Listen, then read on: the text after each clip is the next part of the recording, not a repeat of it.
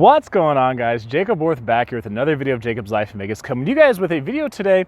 It's about the news, actually, something here that's going to affect those of you that are locals and tourists. So whether you live here in Vegas, you're going to be living here and anywhere in Clark County, or you're going to be visiting Clark County anytime after the new year, 2020. This is about the tax increase that was proposed that I did a video on back in July. I did a video about this. There was talk about increasing the Clark County sales tax here, which would cover all of Clark County. So the commissioners had to vote on this. So everything from Mesquite to Boulder City to Henderson, Las Vegas, North Las Vegas, all the unincorporated area. That's what this tax is for. And I'm going to read an article to you guys. I'm actually going to read you guys kind of like the high points, because the article back in July was pretty short. This one's a bit longer, but there are some very important points here to remember. I'll put a link to this article down below. I'll put a link to some other things I think are important down below for you as well. So here's what happened. Remember, this article is about a month old. It says the Clark County Commission on Tuesday voted 5-2 to raise the sales tax to 8.375%. So sales tax is going up here in Clark County. A bump of 1/8 of a cent that is projected to generate about $54 million annually to pay for education and social service programs. So here's where it gets interesting. But instead of allocating the money directly to the Clark County School District and others for specific programs, commissioners approved establishing a grant process for organizations and other government agencies which must apply for the funds, justify their work, and set measurable goals. So it's like classic government, right? Like this tax was proposed because there was not enough money supposedly for the school district. Okay, so this tax is proposed at $54 million going towards the school district. Well, now they just open it up to other government agencies so that it's not all of this is even going to go to the school district now. So you didn't have enough money for them in the first place. Now you get this money and you don't give all of it to the school district like you were initially planning to.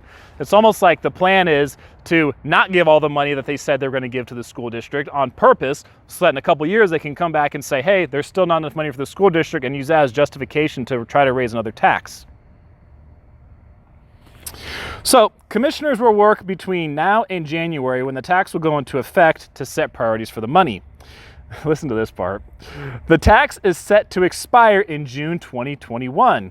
Doesn't sound too bad. So the tax is going to go on for about 1.5 years, unless the commission votes to extend it. So the commission could extend it if they wish to. And if I'm gonna take a bet on it, I'm probably gonna guess that they're gonna extend it, and I'll talk a little bit about that later. Let's see. It marks the first county tax increase in more than 2 years. I guess that's a long time to not increase taxes. Revenue is first expected to be collected in April. Let's see. But it is only half the increase authorized by the 2019 legislature. So that happened in the legislature in 2019, where they authorized counties to actually go ahead and increase the sales tax if the commissioners wish to do so. So let's see, it's a quote from Commissioner Justin Jones. Here, Commissioners Larry Brown and Lawrence Weekly voted no. Brown said he was concerned that the state had shifted the burden of supporting education onto the county, which to me that concept is kind of interesting in general, because you would think that it would be easier to account for money, it'd be easier to hold people accountable for where money's going if it's kept more locally. Instead of having the state try to be responsible for education for the entire state of Nevada, instead of just Carson City being responsible for the state of everybody being responsible for education for everybody in Nevada, why just have the counties handle it themselves and cut out some of the bureaucracy? Let's see. The tax, which was authorized by Assembly Bill 309, was approved by the legislature on mostly party line votes. So that's part of the political change that's happened here in Nevada recently, as I move here more into the shade, because I don't feel like looking into the sun.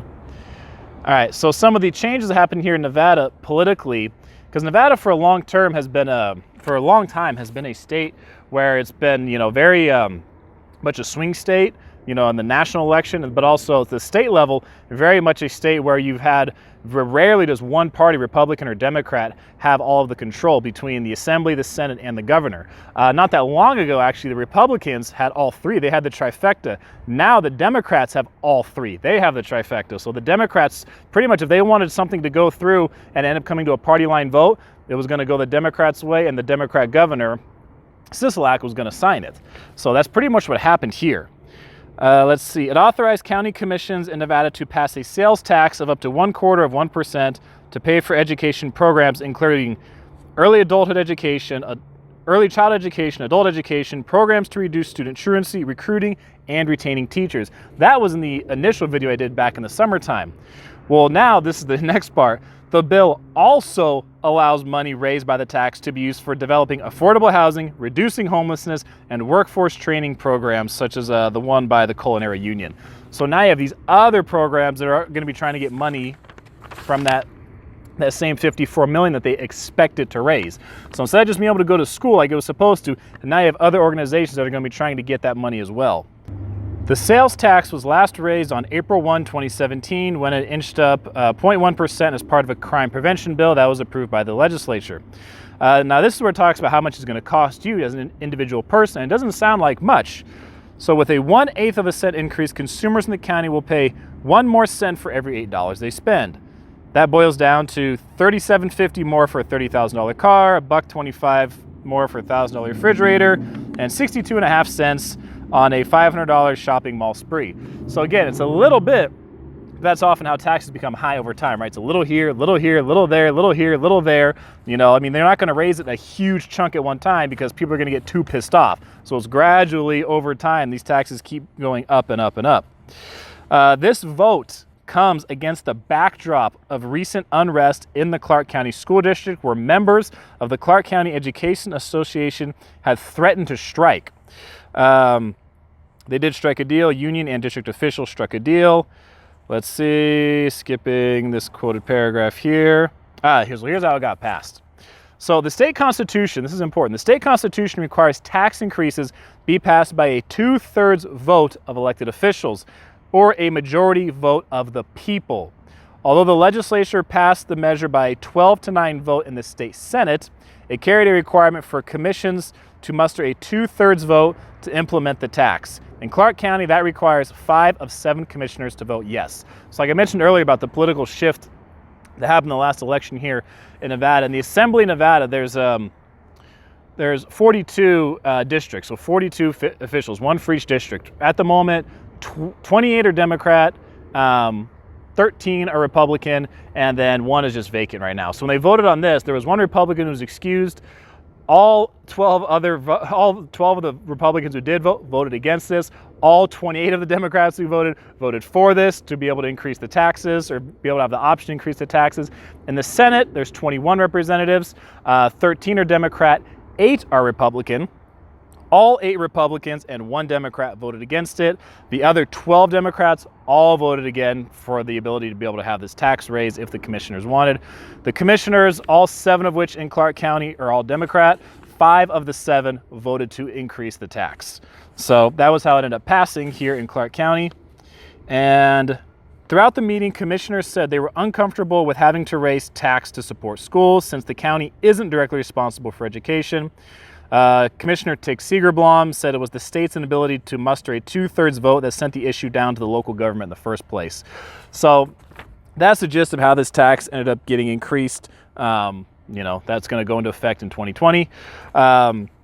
Here's why I don't think here's why in a year and a half when it's set to expire, I think it's going to wind up getting extended, and it may even get increased. Because remember, they're only increasing it half of the amount that they're legally allowed to by the legislature. So they're increasing it half that amount. It's supposed to expire in a year and a half, but I wouldn't be surprised if at that time they voted to extend it and also increase it.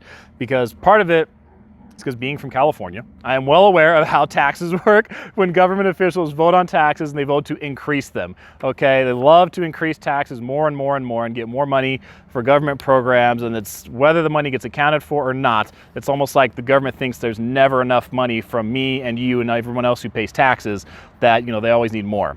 So here's another reason why I don't think they're going to let the tax expire in a year and a half, because another tax, the sunset clause was lifted on it. So there's another tax that on Tuesday, that same Tuesday, the commissioners also voted to lift the expiration of another 1/4 cent sales tax for water and sewage infrastructure that has generated more than $1.4 billion over the last 2 decades. So the Southern Nevada Water Authority urged the commission to remove the expiration to avoid losing the money.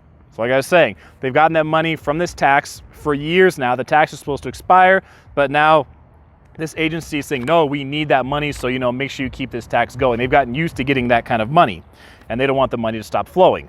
Or, remember, the money comes from me and you and other taxpayers, whether you're visiting here and you're paying sales tax, whether you live here and you pay sales tax. It was set to end by June 30th, 2025, when the revenue reaches $2.3 billion, or whichever comes first.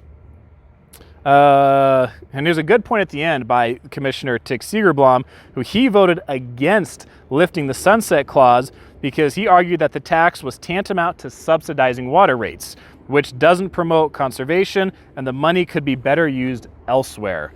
So one tax that was supposed to expire is now not going to expire for sales tax. Another tax has been implemented, and that's supposed to expire in a year and a half unless the commission votes to extend it, which I think there's a good chance they will. And on that tax, there's still room to increase it more because the legislature voted to pass it. So that's what's going on here in Clark County. That's what's going on for those of you looking to visit Las Vegas and maybe live here one day in the future. Sales tax is going to be going up. Will it come down when these taxes are supposed to expire?